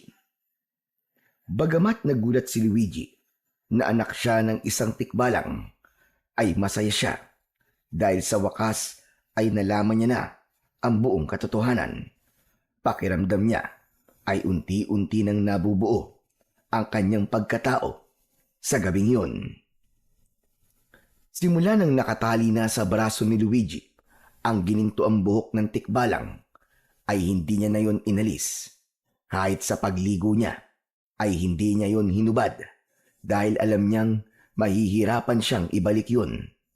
Napagtanto rin niyang totoo ang kapangyarihan ng buhok dahil nang nasa katawan niya na yun, ay ramdam niyang may kung anong puwersa ang nagpoprotekta sa kanya. Isang umaga, inutusan si Luigi ni Lola Luisa na bumili ng toyo para sa lulutuin itong adobong manok. Habang naglalakad si Luigi, pagpunta sa tindahan, ay biglang humarang si Owen sa kanya. Hoy, balita ko inatake raw kayo ng aswang ng lola mo ah. Oo, buti na nga lang at buhay pa kami ni Lola. Nasugatan lang si Lola Luisa. Malamang kaya kayo nakaligtas kasi tinulungan kayo ng tatay mong tikbalang. Ano, tama ba ako? Hindi mo alam ang sinasabi mo. Nakaligtas kami kasi tinulungan kami ng mga kapitbahay namin. Sus, pa-inosente ka pa eh. Pero mabuti na lang at nakita kita. Akala mo ba'y nakakalimutan ko na yung pagsuntok mo sa akin? Hindi pa ako nakakaganti sa'yo. Owen, pwede ba? Ayoko ng gulo. Pwes ako gusto ko. Hindi kita titigilan hanggat hindi kita nasusuntok. Sige, kung yan ang gusto mo at yan ang magpapagaan sa kalooban mo, pagbibigyan kita. Ibig mo ba sabihin, hayaan mo ako suntukin ka? Oo, Owen. Para makaganti ka na sa akin. Pero sana kapag nasuntok mo na ako, ay tigilan mo na ako ah. Sana hindi mo na ako tutuksuin. Pwede ba? Huwag mo akong inuutusan. Kaya kahit suntokin kita, itutuksin pa rin kita. Pero magandang pumapayag ka sa gusto ko. Ngayon, humanda ka dahil mababasag yung pagbumuka mo. Asar na asar ako sa'yo. Ngumisi si Owen. Pinalagutok pa nito ang mga buto nito sa kanang kamao nito. Bumuelo si Owen at saka nito malakas na sinuntok sa panga si Luigi. Ngunit imbis na si Luigi ang masaktan, ay si Owen ang napasigaw dahil sa labis na sakit. Nagulantang si Luigi dahil wala siyang naramdamang sakit nang tumama ang kamao ni Owen sa kanyang panga. At mas lalo siyang nagulantang nang makita niyang nabali ang ilang daliri ni Owen na parabang sa bato ito sumuntok. Aray ko! Ang mga daliri ko! Isusumbong kita sa nanay ko! Humanda ka! Ha? Bakit mo ako isusumbong? Ikaw nga to sumuntok sa akin eh. Ikaw ang may gawa niyan sa sarili mo, hindi ako. Hindi! Siguro bigay ka ng kapangyarihan sa tatay mong tikbalang, no? Isusumbong talaga kita, Luigi! Isusumbong kita! Owen, sandali lang! Hindi na nagawang tapusin pa ni Luigi ang kanyang sasabihin dahil tumakbong umalis si Owen habang umiiyak. Nabahala si Luigi dahil baka magkaroon ng gulo sa sandaling isumbong siya ni Owen sa nanay nito. Napahawak siya sa panganyang sinuntok ni Owen at labis pa rin ang kanyang pagtataka kung bakit hindi siya nakaramdam ng sakit nang suntukin siya doon ni Owen. Matapos bumili ng toyo, ay nakatulalang naglakad pa uwi si Luigi. Hanggang sa sandaling yun, ay pinag-iisipan niya pa rin ang nangyari. Inabot niya kay Lola Luisa ang toyo at naupo siya sa upuang nasa kanilang kusina. Bakit naman ang tagal mo yata bumili? Narinig ni Luigi ang tanong ng kanyang Lola Luisa, pero dumaan lamang yon sa tenga niya na natili siyang nakatulala at tila wala sa sarili. Luigi, apo, ano ba nangyari sa'yo at nakatulala ka dyan? Huwag mo sabihin, inaway ka na naman o tinukso ka na naman ni Owen. Hindi po, Lola. Bakit nakatulala ka simula na dumating ka? Sobrang init po kasi sa labas eh. Medyo sumakit po ang ulo ko. Napakainit na ka ng panahon ngayon at Abril na. Magpahinga ka na lang muna dyan, apo. Ako naman ay isasalang ko na itong adobo para makakain na tayo. Siguradong masarap ito. Nagtungo si Luigi sa sala at naglaro ng kanyang mga lumang laruan. Pero wala roon ang atensyon niya, kundi sa kasagutan kung bakit hindi siya nasaktan sa pagsuntok sa kanya ni Owen. Hanggang sa nakita niya si Owen na papunta sa bahay nila. Umiiyak ito habang kasama ang nanay nitong si Petra na ang itsura ay parang susugod sa gera. Luisa! Luisa! Ilabas mo ang apo mo! Ilabas mo! Abay, sandali. Si Petra ba yon? Abay, bakit para siyang kalabaw na nagwawala? Labis na kinabahan si Luigi nang lumabas si Lola Luisa para kausapin sina Owen at Petra. Petra, ano't sumisigaw ka? May problema ba? Meron! At malaki ang magiging problema nyo ngayong araw. Nasaan na ang apo mong anak ng tikbalang? Ilabas mo siya! Teka, sandali. Hindi tayo magkakaintindihan kung mag-hysterical ka dyan. Ano ba kasing nangyari? Bakit parang galit na galit ka yata sa apo ko? Hindi lang ako galit sa kanya, kundi sobrang galit na galit. Tignan mo ang kamay ng anak ko. Nabalian siya ng 3 daliri. Alam mo ba kung sino may gawa nito? Walang iba kundi ang apo mong si Luigi. Kaya ilabas mo siya. Babalian ko rin siya ng daliri. Bilisan mo at nanggigigil na ako ng sobra. Huminahod ka muna, Petra. Baka mamaya himatayin ka dyan bigla. Pero sa tingin ko, ay hindi yan magagawa ng apo ko. Kilala ko si Luigi. Alam niya na masama ang manakit ng kanyang kapwa. Anong hindi magagawa sinasabi mo? Ginawa na nga niya. Kaya ilabas mo siya. Ilabas mo. O baka gusto mong ako mismo ang pumasok sa bahay niyo para mahila ko sa palabas. Sige, subukan mo gawin yan. At boboksingin talaga kita. Kita mo na. Parehas kayo ng apo mo. Pareho kayong bayulente. Napagtanto ni Luigi na hindi titigil si Aling Petra hanggang hindi siya nito nakikita. Kaya kahit natatakot ay mas pinili na lamang niya na lumabas. Nakayuko siyang tumayo sa tabi ni Lola Luisa. Ayan! Sa wakas nagpakita ka na ring bata ka. Anak ka talaga ng tikbalang? Ano bang tumakbo sa utak mo at binali mo ang daliri ng anak ko, ha? Hindi ko po binali ang mga daliri ni Owen, Aling Petra.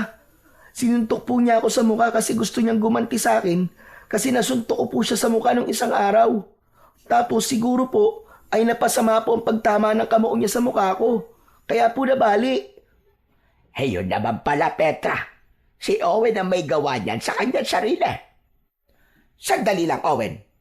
Ang sabi mo sa akin nakaupo ka lang sa tindahan. Tapos nilapitan ka ni Luigi at walang dahilan niyang binali ang mga daliri mo. Sorry po, Nay. Nagsinungaling po ako. Totoo po ang sinabi ni Luigi. Baka po kasi hindi kayo maniwala kapag sinabi ko sa inyo ang totoo Kasi kahit po ako ay di makapaniwalang imbis na si Luigi ang masaktan, ay ako po nasaktan na suntukin ko po siya. O nakita mo na, Petra. Nagsinungaling naman pala sa'yo si Owen. Anak mo naman palang may kasalanan kung bakit nabali ang mga daliri niya sa kamay. Kahit na, kasalanan pa rin ni Luigi. Kaya kailangan yung ipa-ospital ang anak ko. Handa kaming ipa-ospital si Owen kung yan ang magpapatahimik sa'yo. Pero Petra, nakikiusap ako sa'yo na pagsabihan mo naman at pangaralan mo naman ang anak mo na hindi tama ang nanunukso siya ng ibang bata. Ano bang pinagsasasabi mo, matanda ka, ha? Wala akong alam sa bagay na yan. Baka naman masyadong balat sibuyas lang yan si Luigi. Biro lang nasasakta na siya. Iba ang biro. Iba rin ang panunukso. Ang biro ay nakakatawa, habang ang panunukso ay nakakasakit. Mabait ang apo ko, Petra. At hindi siya dapat nakakaranas ng matinding panunukso mula sa anak mo. Alam mo bang kung anong klaseng bigat ang dinadala ni Luigi dahil sa paulit-ulit na panunukso ni Owen sa kanya? Magbaga salita, malalim yan kung makasugat. Kung patuloy mo yang hahayaan si Owen, baka hindi lang si Luigi ang masaktan, kundi pati na ang kinabukasan ng anak mo. Dahil kung lumaki ang anak mo na iniisip na tama ang panunukso at pang-aapi, anong klaseng tao kaya ang magiging siya pagdating ng araw? Napatahimik si Petra at hindi agad nakasagot. Tila napahiya ito, kaya hindi na nito alam ang sunod na sasabihin. Hanggang sa walang imik na hinila ni Petra si Owen, palayo sa bahay ni na Luigi. Grabe, ang galing niyo po, Lola. Napaalis niyo po si Aling Petra.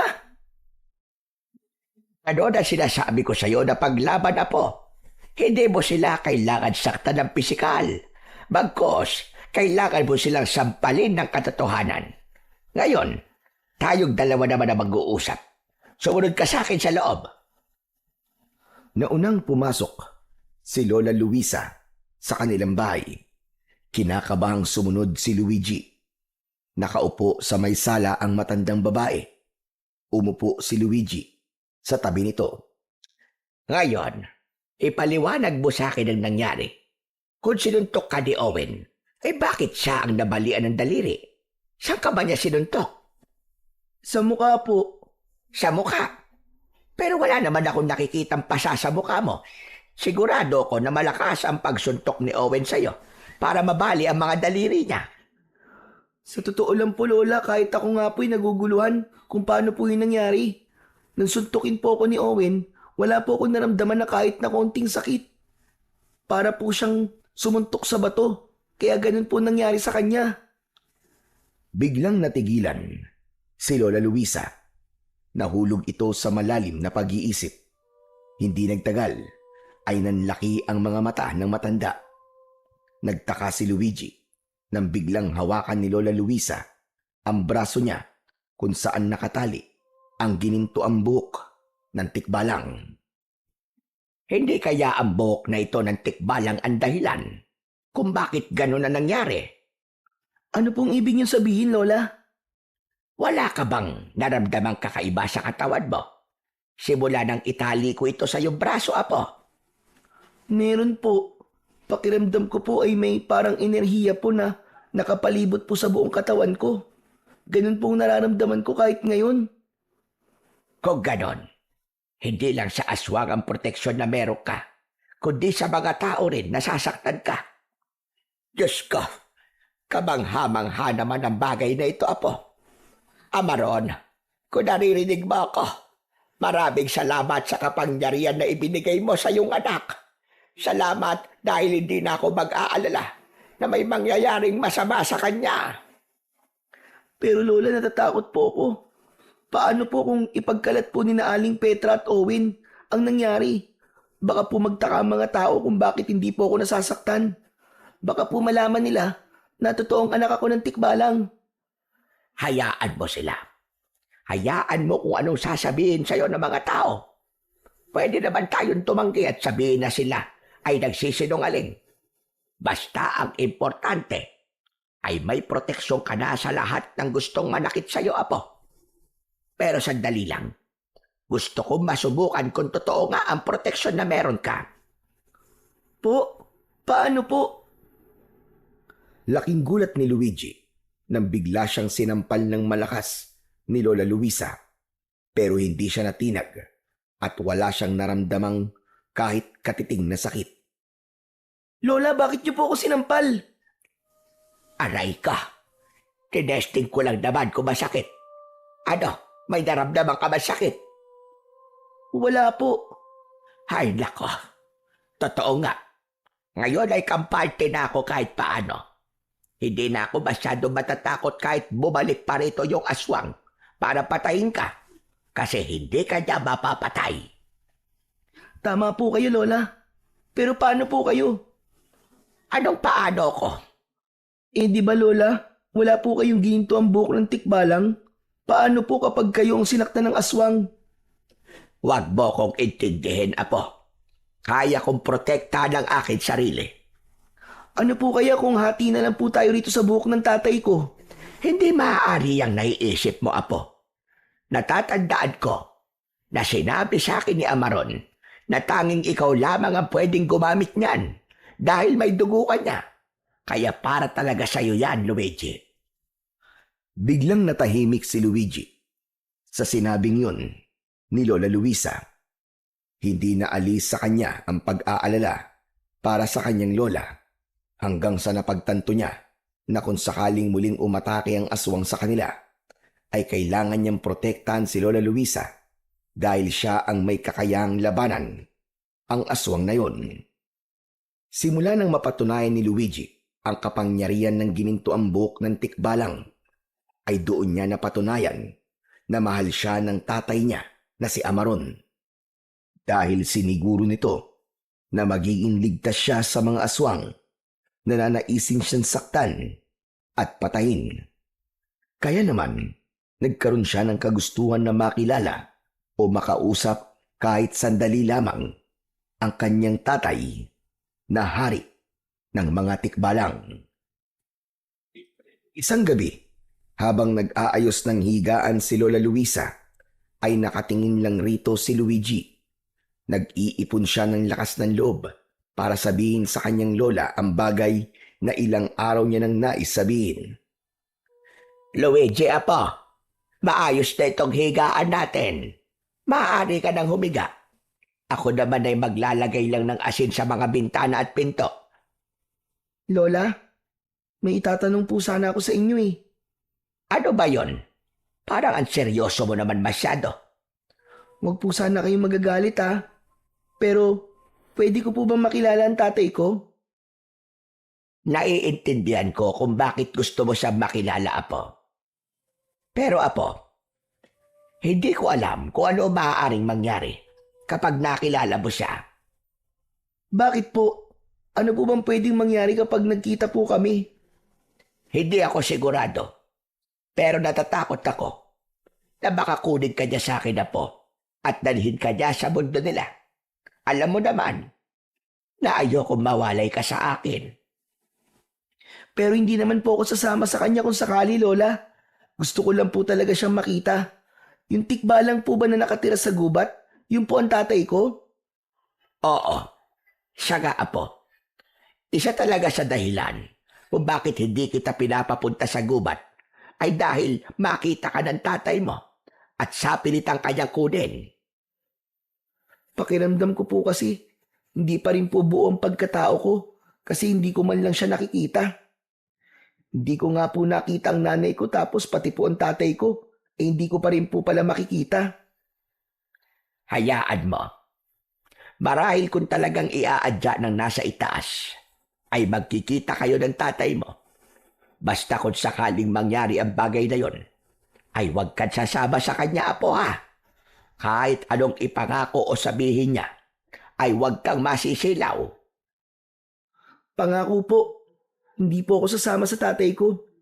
Dito po sa mundo ng mga tao ang mundo ko, Lola. Saka hindi ko rin po kayang mawala kayo sa tabi ko. Gusto ko, habang buhay po tayo magkasamang dalawa. Hay, nako. Napakalambing talaga nitong apo kong ito. O siya, tama na. At baka magkaiyakan pa tayo rito. Mahiga ka na para matulog na. Matapos yun, ay humiga na si Luigi sa papag. Sa kabila ng sinabi ni Lola Luisa, ay hindi pa rin nawala ang kagustuhan niyang makilala ang kanyang ama. Wala siyang pakialam kahit isa itong tikbalang o kung anumang nilalang. Para kay Luigi, ay tatay niya pa rin ito. At kung hindi dahil dito, ay hindi siya mabubuhay sa mundo. Sa mga sumunod na araw, ay nagsimulang lumaganap ang takot sa buong baryo ni na Luigi dahil sa mga natagpo ang bangkay ng tao sa kung saan-saan. Sa itsura ng mga bangkay, ay marami ang nagsabi na aswang ang may kagagawan nun. Dahil sa mga insidenteng yun, ay naging maingat na ang lahat. Wala nang lumalabas ng bahay kapag sumasapit na ang dilim. Ang dating payapang baryo ay napalitan ng katahimikan na puno ng pangamba at kilabot. Isang umaga, habang nagwawalis si Luigi sa harapan ng kanilang bahay, ay biglang dumating si Narciso. Kuya, ang tagal mong di nagpakita. Saan ka pala nagpunta? Sa Maynila. Tinignan ko kasi yung negosyo ko. Oo nga pala, nasan si Lola Luisa? Wala siya rito eh. Nagtitinda ng biko. Ganun ba? Ano palang bago rito sa baryo natin? Marami kuya. Alam mo bang marami-rami nang napapatay yung aswang? Halos gabi-gabi na po siyang umaatake. Kaya bago pa po gumabi, ay wala na pong lumalabas na tao. Grabe, nakakatakot naman yung sinabi mo. Sana'y mahuli at mapatay na ang aswang na yun para bumalik ng katahimikan sa lugar na to. Teka, ano yan nakalagay sa braso mo? Buhok ba yan? Wala to kuya. Anong wala? Ngayon ko lang nakitang may suit ka ng ganyan. Ano ba talaga yan? Hindi muna nagsalita si Luigi. Inisip niya kung dapat ba niyang sabihin kay Narciso ang tungkol sa ginintoang buhok ng tikbalang. Wala lang to talaga kuya. Ibinigay lang sa akin to ni Lola pero hindi ko alam kung para saan. Mukhang magandang pulseras naman at kakaiba. Kaya hindi ko po hinuhubad. Ganun ba? Akala ko kasi kung ano na yan eh. Kakaibang pulseras nga yung suit mo. O siya, uuwi na pala muna ako. Dumaan lang talaga ako rito sa inyo para ipaalam na nakabalik na ako. Sige po, sasabihin ko na lang po kay Lola na nandito ka na po ulit. Ay teka, sandali lang. Pwede bang hubarin mo ang pulseras na yan? Gusto ko lang hawakan. Kuya, pasensya ka na. Pero ang sabi kasi ni Lola, wag ko daw itong uubarin. Mahirap daw kasi itong ibalik eh. Okay. Hindi na kita pipilitin. Naiintindihan ko naman. Pasensya ka na talaga, kuya. Nakangiting tumango si Narciso. Sa kayon umalis. Ipinagpatuloy ni Luigi ang kanyang ginagawa pero bigla siyang natigilan nang kinabahan siya sa dahilang hindi niya alam. Napahinto siya sa pagwawalis at sa paglinga niya ay nakita niya si Narciso na nakatayo sa hindi kalayuan. Matiim yung nakatingin sa kanya. Kumaway si Narciso sa kanya at gumanti siya ng kaway dito. Matapos yun, ay muling nagpatuloy sa paglalakad si Narciso. Nagtaka si Luigi sa ginawang yun ni Narciso. Tila may kakaiba rito na hindi niya matukoy kung ano. Nang nakauwi na si Lola Luisa, ay agad itong sinalubong ni Luigi. Inabot ni Lola Luisa kay Luigi ang pasalubong nitong banana Q. Pagdating nila sa loob ng kanilang bahay, ay doon naalala ni Luigi ang dapat niyang sabihin sa kanyang lola. Ay, oo nga po pala, Lola. Nandito na po ulit si Kuya Narciso sa baryo natin. Dumaan po siya rito kanina habang nagtitinda po kayo. Ang sabi po niya, galing siya sa Maynila kasi tinignan niya po yung negosyo niya ron. Kaya pala ilang araw na siya hindi nagpupunta rito dahil nasa Maynila siya ng mga nakaraang araw. Pero mukhang hindi maganda ang pagbabalik niya rito dahil sa pag-atake ng aswang dito sa ating baryo ngayon. Kaya nga po, Lola dapat pala hindi na muna siya bumalik. Pero Lola, may naisip lang po ako. Ano po kaya kung labanan ko po yung aswang? Mga bagil-lagit. Ano ba yan sinasabi mo, bata ka? Bakit bigla mong naisip ang ganyang bagay? Hindi po ba may proteksyon po ako mula sa gininto ang buhok ng tikbalang? Hindi po ako nasasaktan. Ibig sabihin, meron din po akong kakayahan na makipaglaban dun sa aswang. Nag-aalala na po kasi ako sa mga tao rito sa baryo natin. Hindi po natin alam kung sino po ang susunod na papatayin ng aswang na yon. Habang hindi po kasi namamatay yung aswang na yon, paniguradong madadagdagan at madadagdagan pa po ang mga biktima niya. Tama ka naman sa sinabi mo. Pero hindi ibig sabihin na may proteksyon ka sa mga aswang o kahit anong klase ng nilalang na mananakit sa'yo, ay ikaw nang makikipaglaban sa aswang po. Hindi ako pumapayag, Luigi. At bilang lola mo, gusto ko na sundin mo ako. Paliwanag. Pero Lola, hindi niyo po ba naisip na baka kaya ibinigay po ni tatay sa akin ng gininto ang buhok ng tikbalang ay alam niya po na mangyayari ang lahat ng to? Na hindi lang ako ang dapat na proteksyonan ng gininto ang buhok, kundi ang buong baryo. Wala na pero. Hindi ako sangayon sa gusto mong mangyari, Luigi. Huwag mong subukan suwayin ako dahil talagang magagalit ako sa'yo ng todo. Nagkakaintindihan ba tayo? Napayuko si Luigi at hindi niya agad nasagot ang kanyang lola Luisa. Ano, Luigi? Nagkakaintindihan ba tayo? Sumagot ka. Opo, Lola. Susundin ko po kayo. Pinapataas mo ang high blood ko sa pinagsasasabi mong bata ka. Grabe ka, Lola. May high blood ka na. May pinapataas pa talaga. Ay, wala kang pakialam. Oo nga pala. Marami-raming biko ang natira sa mga paninda ko. Kaysa sa masayang, ay mas mabuti pang bigyan ko si Narciso. Sasama po ako sa inyo. Wag na. Dito ka na lang. Mabilis lang naman ako. Ang gawin mo na lang ay magsaing ka na para maaga tayong makapaghapunan. Hindi na pinilit ni Luigi na sumama kay Lola Luisa sa pagpunta nito sa bahay ni Narciso. Habang inihahanda ng matanda ang dadalhing biko kay Narciso, ay nagsimula ng magpaapoy sa kalan si Luigi. Hindi nagtagal ay umalis na si Lola Luisa. Muling pinag-isipan ni Luigi ang nangyayari sa kanilang baryo at ang kagustuhan niyang harapin ang aswang.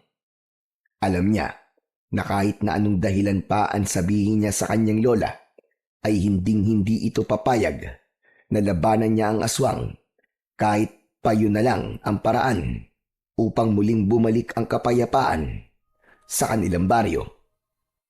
Unti-unti nang kumakalat ang dilim sa buong paligid. Tapos nang magsaing si Luigi, pero hindi pa rin bumabalik si Lola Luisa ng mga sandaling yon. Medyo kinakabahan na si Luigi dahil mag-iisang oras na simula nang umalis ang lola niya. Nakatayo siya sa may pintuan habang hinihintay ang pagbabalik ng kanyang lola, Luisa. Grabe, kanina pa si Lola. Nasaan na kaya siya? Bakit hindi pa rin siya bumabalik hanggang ngayon? Ang sabi niya, mabilis lang daw siya doon kay Kuya Narciso. Ano na kayang nangyari sa kanya? Nasaan na kaya si Lola? Naisipan ni Luigi na sundan na si Lola Luisa sa bahay ni Narciso. Pero paalis na sana siya nang biglang dumating si Owen. May dala yung isang pinggan na may laman na mainit na pansit. Luigi, teka sandali lang. May bibigay ako. Ang birthday ko kasi ngayon eh. Nagluto si nanay ng pansit na maraming kikyam. Ang sabi niya, dalang ko daw kayo ng lola mo. At saka ano eh. Saka ano, Owen? Saka, ang sabi ni nanay ay humingi daw ako ng sorry sa'yo sa mga panunukso at pangaaway ko sa'yo. Sana, Luigi, mapatawad mo pa ako ha. Napalo ako ni nanay nung nagsumbong ako sa kanya nang mabalian ako ng mga daliri. Tapos pinagsabihan niya rin ako na tama ang mga sinabi ni Lola Luisa, na mali ang manukso at hindi ko pwedeng gawing normal ang panunukso ko sa'yo. Sorry talaga, Luigi ah. Wala na sa akin yun, Owen. Ang mahalaga ay napagtanto mo na mali ang ginagawa mo. Salamat pala dito sa pansit ha. Saka happy birthday sa'yo. Teka, wala ba lason to? Uy, wala ah. Promise, walang lason yan. Biro lang. Kinuha ni Luigi ang pansit mula kay Owen. Dinala niya yon sa kusina ng kanilang bahay at tinakpan niya ng isa pang pinggan para hindi dapuan ng langaw. Paglabas niya ay naroon pa rin si Owen. Oh, Owen, nandiyan ka pa? May kailangan ka pa ba? Ah, yung pinggan namin. Ay, oo nga pala. Pero pwede bang bukas ko na lang ibalik? Pupuntahan ko pa kasi si Lola Luisa sa bahay ni Kuya Narciso eh. Okay lang ba yun, Owen? Ganun ba? Kung gusto mo, samahan na kita eh. Kailangan ko rin kasing humingi ng tawad sa lola mo. Sige, bilisan na lang natin kasi malapit nang dumilim. Tara, umalis na tayo. Magkasamang nagtungo sina Luigi at Owen sa bahay ni Narciso. Pagdating nila roon ay nakasarado ang pinto pero naglalagos ang liwanag mula sa gasera sa loob. Kaya sigurado si Luigi na naroon si Narciso. Marahang kumatok si Luigi sa pinto. Kuya Narciso? Kuya Narciso? Nandiyan ka ba sa loob? Si Luigi to. Kuya Narciso? Bumukas ang pinto at sumalubong sa kanila si Narciso. Oh, Luigi, ikaw pala yan. Teka, bakit kasama mo si Owen? Hindi ba yan yung nangaaway sa'yo palagi? Opo, pero dati po yun. Magkabati na po kami ngayon ni Luigi. Hindi ko na po siya aawayin kahit kailan, promise. Totoo ba yan sinasabi mo? Opo naman. Promise, hindi po ako magsisinungaling. Bati na po talaga kami. Mabuti naman kung ganun. Alam mo naman siguro kung anong mangyayari sa'yo kapag tinukso at inaway mo ulit itong si Luigi. Ah, oo nga pala Luigi. Ano bang ginagawa mo rito? Susunduin ko lang po si Lola, kuya. Kailangan niya na pong umuwi kasi malapit na pong dumilim eh. Aba, wala rito si Lola Luisa. Pero hindi po ba't pumunta po siya rito kanina? Oo nga, may dala siyang biko. Ang sabi niya marami raw natira sa paninda niya, kaya binigyan niya ako. Pero umalis din siya kagad. Wala, wala pa rin siya sa bahay namin, kuya eh. Saan naman kaya po si Lola? Alam naman niyang may aswang kapag gabi tapos nagpapagabi pa siya sa daan. Baka naman nagkasalisilang kayo. Ang mabuti pa ay umuwi ka na sa inyo. At baka naroon ng lola mo. Sige kuya, maraming salamat. Bagsak ang balikat na umalis si Luigi sa bahay ni Narciso. Bigla siyang kinabahan para sa kanyang lola Luisa. Nang makarating na siya sa bahay nila, ay nagpaalam na rin si Owen sa kanya. Umasa si Luigi na pagpasok niya ay naroon na si Lola Luisa, pero nabigo siya dahil wala pa rin doon ang matandang babae. Dahil doon ay mas lalong tumindi ang takot na kanyang nararamdaman. Walang nagawa si Luigi, kundi ang umasang babalik din sa gabing yun si Lola Luisa. Ngunit sumapit na ang 8:00 ng gabi, pero wala pa ring Lola Luisa na bumalik sa kanilang bahay. Hindi na mapakali si Luigi. Palakad-lakad na siya. Hindi niya alam ang kanyang gagawin. Hindi rin maalis ang pag-aalala sa kanya dahil sa katotohanang may aswang na gumagala at pumapatay ng mga tao sa kanilang baryo tuwing gabi. Diyos ko, ano ba yan? Nasaan ka na ba, Lola Luisa? Sana naman ay okay ka lang kung nasan ka man ngayon. Sana umuwi ka na, Lola. Sana makauwi ka ng ligtas. Hanggang sa hindi na kinaya ni Luigi ang kanyang paghihintay.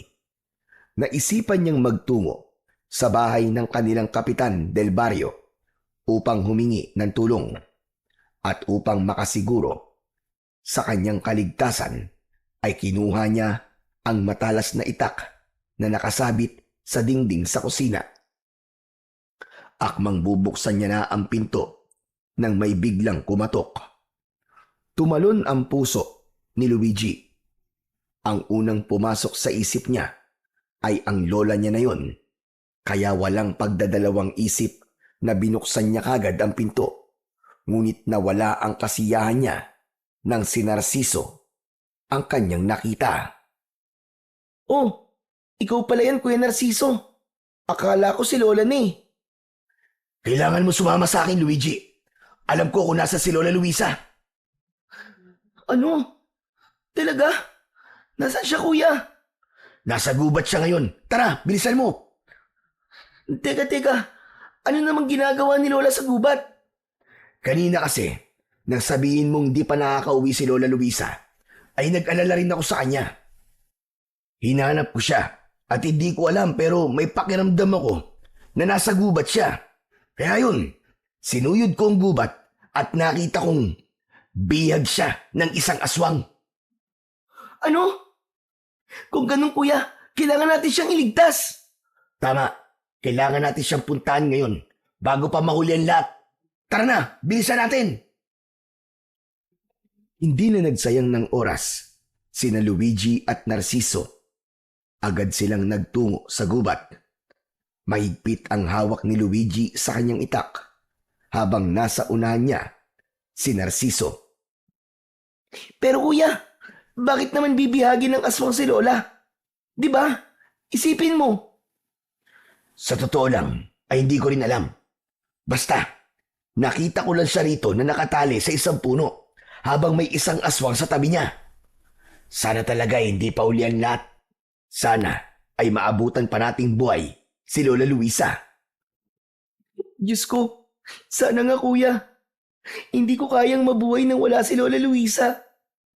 Hindi siya pwedeng mamatay.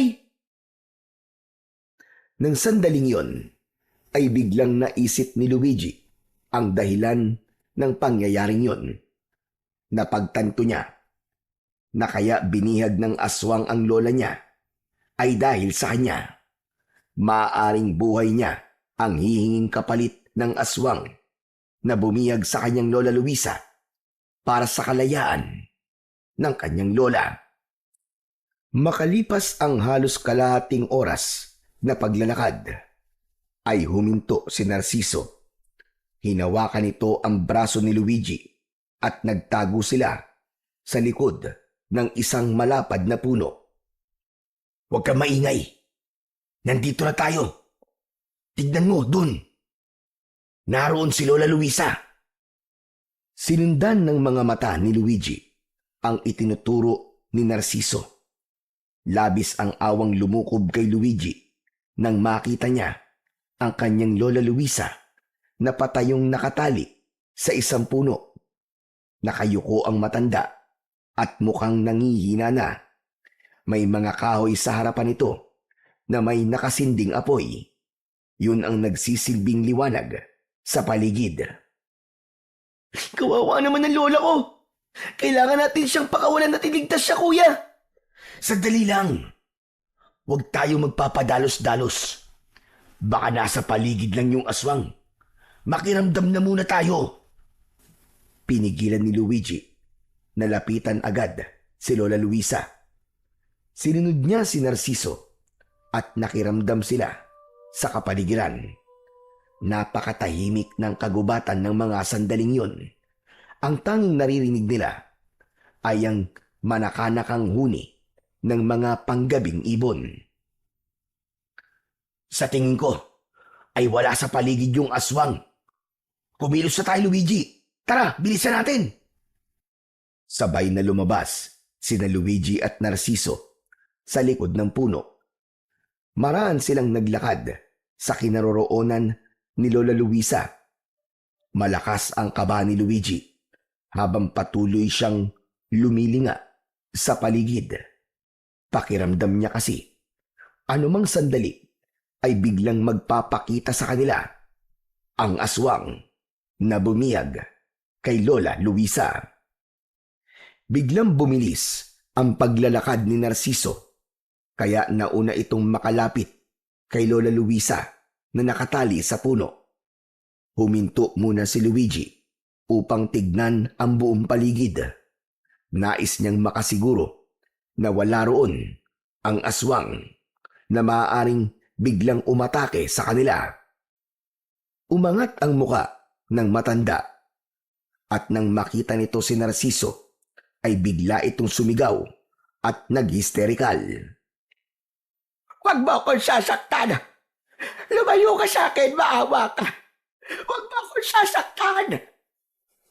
Lola, si Kuya Narciso po yan. Hindi po kayo dapat matakot sa kanya, Lola.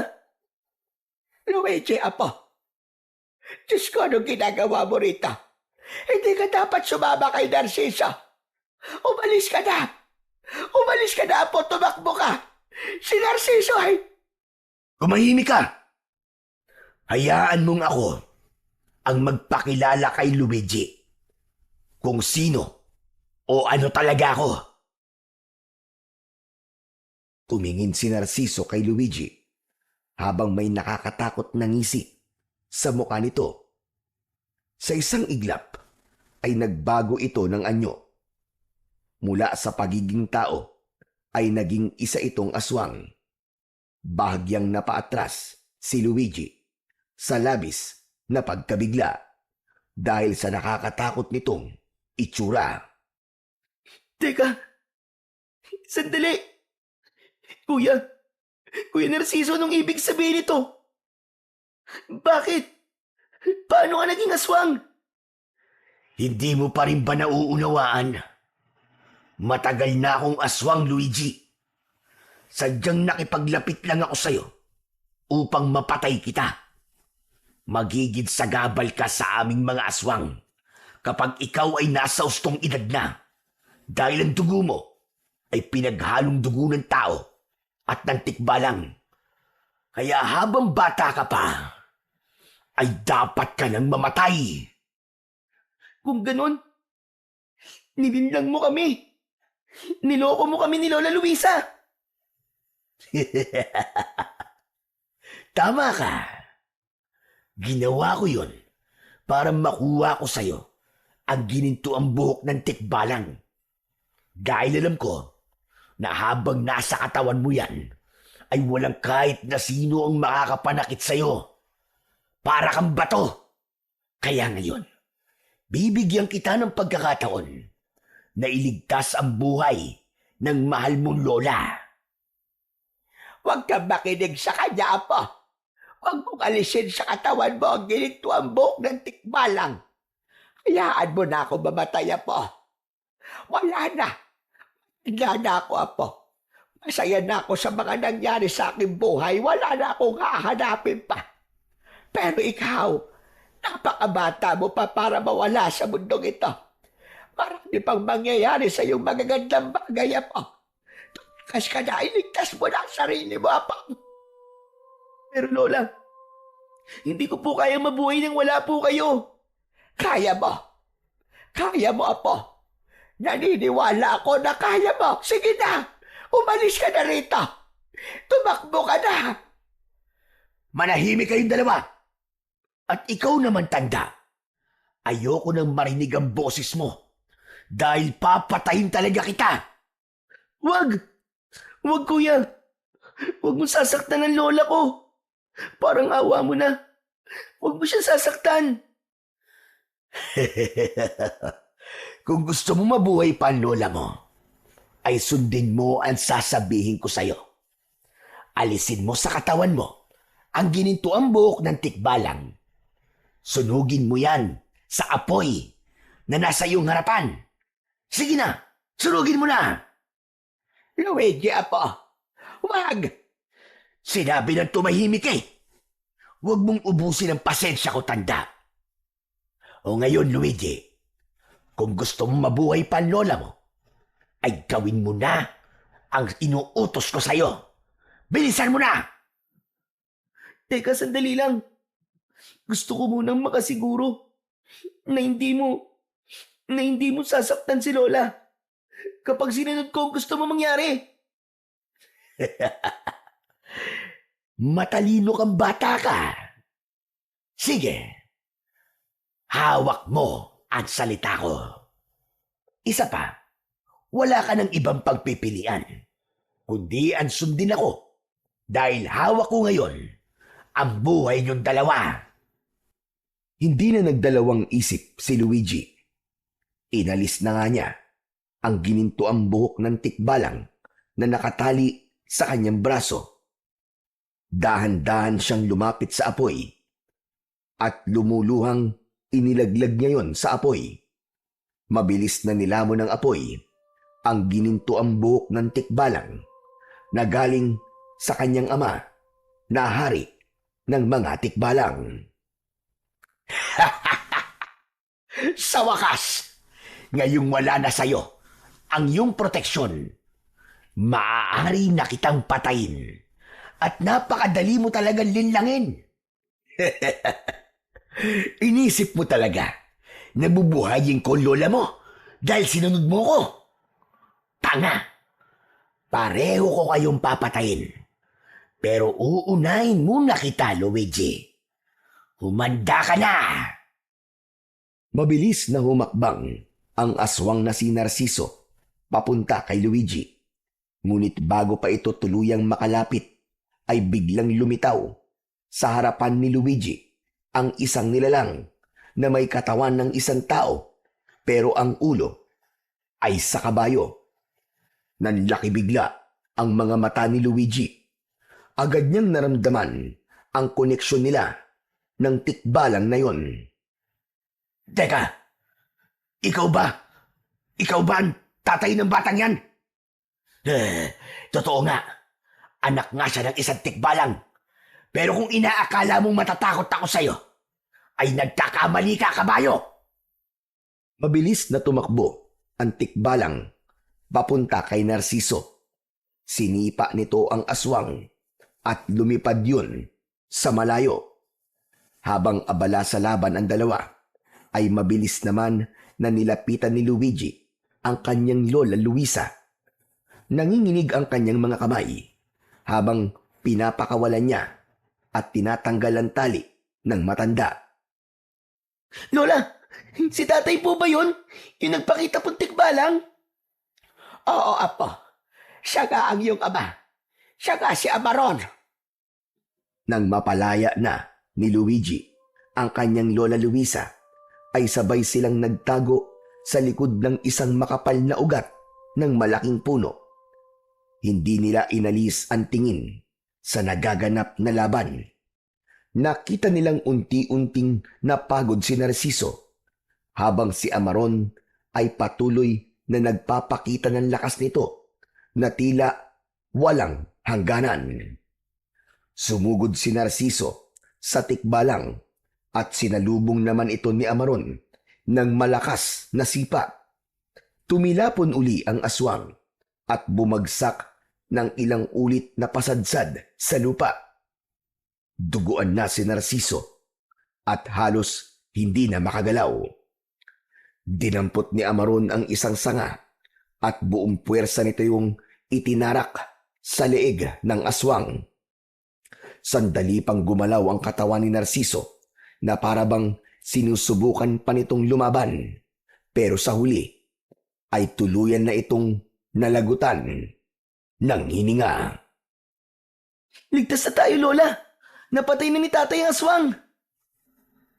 Biglang tumingin ang tikbalang sa kanila. Imbis na matakot, ay pagkasabik ang naramdaman ni Luigi. Hindi siya makapaniwala na abot kamay na niya ang kanyang ama na hari ng mga tikbalang. Dahan-dahan siyang lumapit kay Amaron habang nakahawak si Lola Luisa sa kanyang kamay. Ikaw po ba si Amaron? Ang aking ama? Oo, ako nga ang iyong ama. Patawarin mo ko. Dahil ako ang dahilan kung bakit nakakaranas ka ng pangungutya sa mga kauri mo. Hindi na nagsalita si Luigi at mahigpit niyang niyakap si Amaron. Napahagulgul na siya ng iyak dahil hindi niya inakala na makikita pa niya ang kanyang ama. Nang kumalma na siya, ay humiwalay na siya sa pagkakayakap sa ama niya na tikbalang. Maraming salamat po sa pagliligtas niyo po sa amin ni Lola. Tatay! Hindi ko maaaring pabayaan ang aking anak at ang mahalagang tao sa kanya. Pero, tatay, gusto ko lang pong malaman. Kukunin niyo na po ba ako? Isasama niyo na po ba ako sa mundo niyo? Hindi, anak. Hindi kita kukunin. Batid ko na ang mundo mo ay ang mundo ng mga tao. Dito ka nararapat kasama ang lola mo at ang mga taong nagmamahal sa iyo. Matapos yung sabihin ni Amaron, ay kumuha ito ng ilang hibla ng buhok mula sa ginintoang buhok nito. Hinawakan nito ang braso ni Luigi at itinali nito roon ang kanyang buhok. Dahil ako na ang nagtali ito sa iyo, ay hindi na ito maaalis sa iyong katawan. Wala nang apoy ang kaya itong sunugin. Ito ang iyong panibagong proteksyon, anak. Gamitin mo ito kung may kasamaan pa darating. At tandaan mo, Luigi, anak, darating ang araw na lalabas ang kakaibang kakayahan na taglay mo bilang ikaw ay aking anak. Hindi na ako makapaghintay na masaksihan ang kabayanihang gagawin mo sa hinaharap, aking anak. Humakbang paatras si Amaron at unti-unti itong naglaw sa kadiliman ng gubat. Naiwan si Luigi na luwaan sa tabi ni Lola Luisa, pero masaya siya dahil sa wakas ay nakausap na niya ang kanyang tatay na isang hari ng mga tikbalang. Mula nang mamatay si Narciso ay tuluyan ng tumigil ang pag-atake ng aswang sa buong baryo. Ngunit sa kabila ng lahat, inilihim pa rin ni na Luigi at Lola Luisa ang katotohanan tungkol sa pinagmulan ng apo niyang si Luigi. Alam nilang hindi pa handa ang baryo nila na tanggapin ang ideya na si Luigi ay totoong anak talaga ng isang tikbalang. At sa mga lumipas na mga araw, ay hindi na maikubli ni Luigi ang pananabik sa pagsapit ng araw na tumungtong na siya sa edad kung saan lalabas ang kanyang kakaibang kakayahan. Napagtanto niya rin na hindi mahalaga kung saan siya nanggaling o ano o kung sino ang kanyang mga magulang. Ang pinakamahalaga ay ang pagpili niya sa kabutihan kahit pa hindi naging mabuti sa kanya noon ang mundo at ang ilang mga taong nakapaligid sa kanya. Para sa kanya, ang kabutihan ang dapat na maghari sa mundo. Naniniwala siya na kapag kabutihan ang iyong itinanim, ay kabutihan din ang iyong aanihin. At nakahanda si Luigi sa anumang uri ng aswang na nagbabadyang sumalakay sa kanilang baryo. Hindi niya hahayaan na may aswang na mananakit pang muli sa kanyang lola at sa kanyang mga kababaryo. Nakahanda siyang ipagtanggol ang lahat bilang anak ng hari ng mga tikbalang para sa katahimikan at ikakapayapa ng lahat.